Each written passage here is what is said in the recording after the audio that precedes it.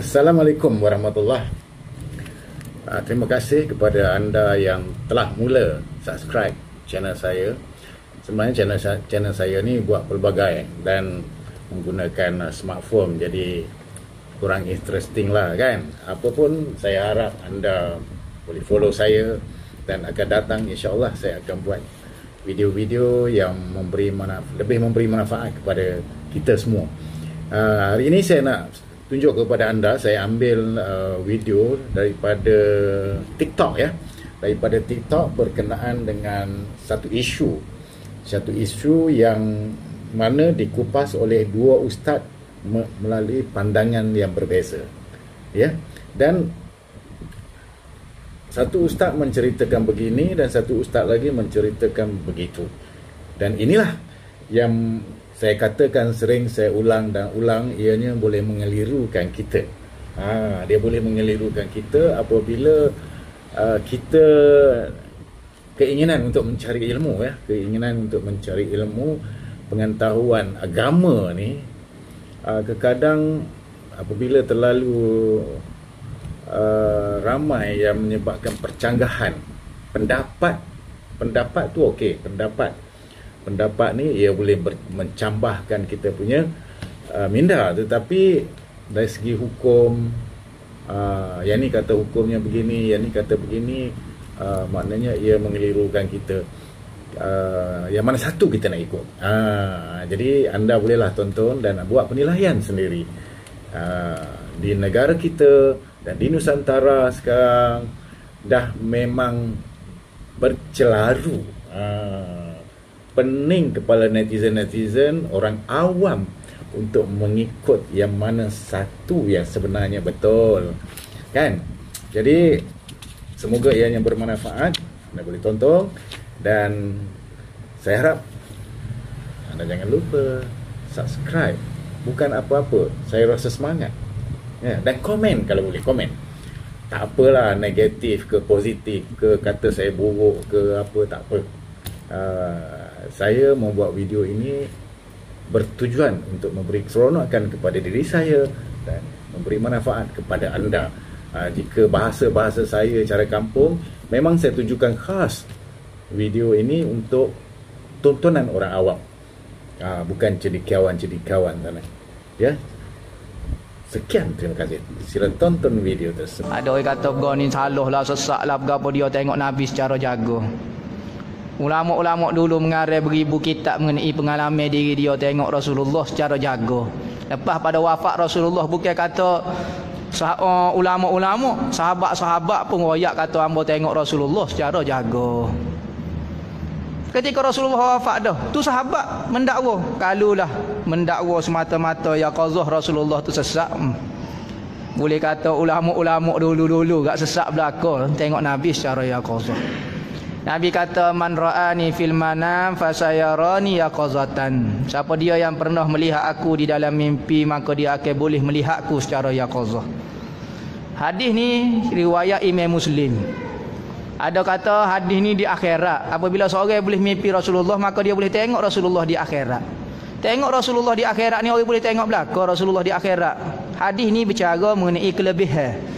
Siapa dia boleh tengok Rasulullah dalam mimpi, boleh tengok di akhirat. Untuk sehulah mana tengok akhirat, semua orang boleh tengok. Maka tengok Rasulullah secara jaga sini maksudnya di alam dunia. Itu pengalaman masing-masing lah. Orang itu dusta, orang itu menipu, tu terpulang kepada dia. Tapi benda ini boleh berlaku. Kita tak kata orang ni boleh tengok Rasulullah, tak, kita tak royak lagu tu. Kita royak benda ni boleh berlaku kerana ada hadis. Kalau dia menipu tu menipu dia lah. Royak kata dia seorang. Tapi berlaku kau tidak tengok Rasulullah selepas pada Rasulullah mati, berlaku. Ada Imam Suyuti mengarang satu kitab nama Tanwirul Halaq fi Ru'yatin Nabi wal Malak. Nama Tanwirul Halaq, mencerahkan benda yang gelap pada perihal melihat Nabi dan malaikat. Ia sebut hadis kelebihan gini berlaku pada sahabat, berlaku kepada tabi'in, berlaku pada ulama-ulama yang melihat Rasulullah. Imam Qurtubi, Imam At-Tabari kata hamba lihat Rasulullah secara jaga. Pas sesak kawan ni, tak sesak pula. Nama kawan ni sesak pula. Ni. Berarti kalau menyesatkan orang yang melihat Rasulullah, habis sesat, ramai orang bersesat. Masalah kalau kawan ni nipu, tu suku pasal sebab dia nipu bukan kata ni. Kalau dia mendakwa-dakwa, contohnya lah, dia dakwa-dakwa yang melihat Rasul. Tapi peristiwa berlaku melihat Rasulullah ini berlaku kepada ramai ulama. Tu secara ringkas mengenai yaqazah lah. Orang tak pernah pergi Kota Baru, tak soyak cerita Kota Baru, tak faham pasal dah. Dan mau pergi Kota Baru, tak payah pergi ayat cerita kata Kota Baru ada lapu, ada kataya, ada goni, ada bangunan, ada pokok, ada goni. Tak tergambar lagi, hamba tak nampak lagi. Kena pergi Kota Baru, dia pergi Kota Baru, tak payah tanya lah. Kota Baru lagu mana? Lagu ni Kota Baru. Orang duk cari hadis kata boleh tengok Rasulullah. Orang dia tengok dah. Nak cari hadis ke mana? Orang lah ni tahap orang lah ni hanya mencari dalil tapi tidak pernah merasai. Ulama dulu tak ada tanya ke apa dia. Sebab masing-masing ada pengalaman dah, tak ada tanya kepada dia. Tak ada masalah kepada dia. Orang lain ni sebab tak pernah tengok belaka tu jadi cari dalil, terpaksa bergantung dengan dalil. Kerana hamba tak tengok juga kena cari dalil. Tapi kalau dia tengok dah, masalah belaka ni. Orang hodok rok apa semua kata tak boleh berlaku. Orang ni tak pernah tengok ni. Kalau dia tengok nescaya tak pernah tubik daripada mulut dia, tak boleh tengok Rasulullah. Boleh berjumpa Nabi dalam keadaan terjaga sebagaimana didakwa oleh Puak Buah Habib. Ini anti Habib mana ni? Yaqazah, ada riwayat yang menyebut man ra'ani fil manam faqad ra'ani fasayarani fil yaqazah. Tapi riwayat-riwayat yang majoriti riwayat bukan fasayarani fil yaqazah. Maksud dia faqad ra'ani. Ada ulama kata fasayarani fil yaqazah, maksud dia akan tengok Nabi untuk orang zaman tu. Kalau dia pernah mimpi jumpa Nabi, Allah Taala akan rezeki dia berhijrah ke Madinah jumpa Nabi. Ada yang kata begitu. Ada yang kata siapa yang tengok aku waktu mimpi tu, Nabi kata seolah-olah faka'anna ma ra'ani fil yaqazah. Seolah-olah dia tengok aku dalam keadaan jaga, begitu. Cuma ada sebahagian ulama dia kata dia pernah mengalami yaqazah. Seperti Abul Abbas Al-Qurtubi dalam kitab dia Al-Mufhim, dia kata dia mengalami yaqazah. Al-Qastallani juga dalam Al-Mawahib Al-Laduniyah menyatakan dia pernah, memang dia kata tak mustahil berlaku yaqazah.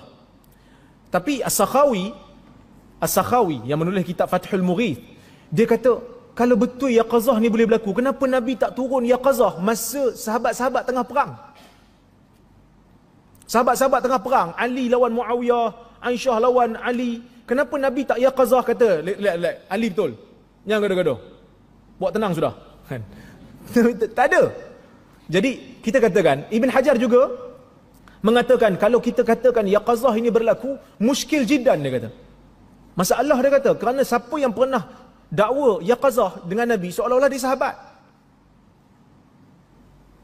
Ibn Hajar kata dalam Fathul Bari, maknanya sahabat tak akan terhenti sampai bila-bila. Setiap ada je orang mengaku yaqazah. Cuma kita katakan begini, biasanya yaqazah ini ada orang gunakan yaqazah ini untuk suntikkan kebatilan dia, maka tak diterima. Kerana agama ini telah lengkap. Tapi kalau dia kata dia mengalami yaqazah, sepatutnya dia tak cerita ke orang. Kerana benda ni boleh angkat diri jadi riak. Dan dia pun tak tahu betul ke dia jumpa Nabi tu. Mungkin benda lain mengaku Nabi ke apa kan. So, dia kata benda ni macam muskil. Jadi saddan li zari'ah, maka Jakim kata yaqazah tidak dakwaan yaqazah tu tak dibenarkan. Kerana boleh membawa kepada banyak lagi kebatilan-kebatilan. Arkam juga mendakwa ada berlaku yaqazah. Arkam mendakwa berlaku yaqazah. Dan dialog siap rakam lagi. So kita katakan banyak pintu-pintu batil yang akan dibuka jika kita membenarkan setiap orang mendakwa berlakunya yaqazah. Dan satu lagi, ada juga orang mendakwa baca syair tertentu, baca burdah tertentu, baca kitab-kitab tertentu, Nabi hadir. Yang ni juga dakwaan tidak ada dalil. Dia kata kalau baca kitab apa? Saya tak pasti nama kitab tu, berkata kalau baca je kitab ni Nabi hadir. Baca kitab Ihya, Imam Ghazali hadir. Baca kitab Fathul Bari, Ibn Hajar hadir. Yaqazah.